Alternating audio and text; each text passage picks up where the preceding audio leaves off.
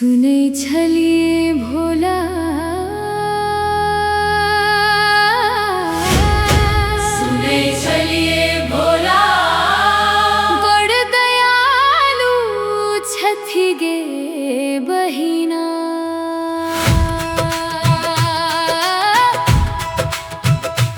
ओम नमः शिवाय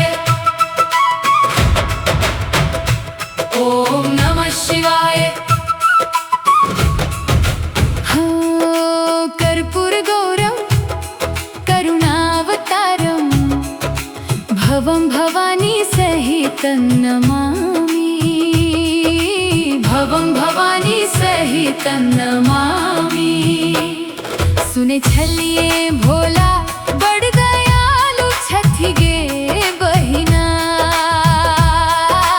दुखियाक करैत छथि उद्धार हो। सुने छलिए भोला बड़ दयालु छथि गे बहिना। दुखियाक करैत छथि उद्धार हो। हर हर महादेव बोल बम बोल बम बोल बम, हर हर महादेव बोल बम बोल बम बोल बम। अंगने अंगने भीख मंगैत छथि लकमरुआ धान गे। मेवा पूरी मिश्री भांग सरा खेत छथि प्राण गे। गर्दन पर शोभै नागक हार गे बहिना। दुखियाक करैत छथि उद्धार हो। सुने छलिए भोला बड़ दयालु छथि गे बहिना।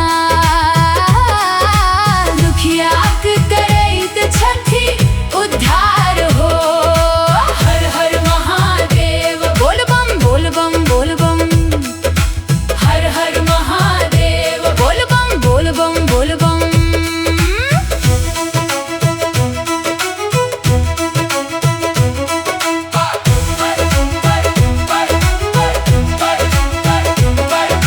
सिर पर जटा विशाल विराजे सुंदर रूप सजौने गे। भाल पर चंद्रमा तिलक चमकै जग में ज्योति बिखेरने गे। जटास बहे गंगा धार गे बहिना।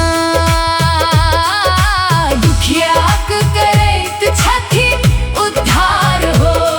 सुने छलिए भोला बड़ दयालु छथि गे बहिना। दुखियाक करैत छथि उद्धार हो। बोल बम बिम डिम डिम डिम डमरू बाजे डिम डिम डिम डमरू बाजे डिम डिम डिम डमरू बाजे। डिम डिम डिम डमरू बाजे।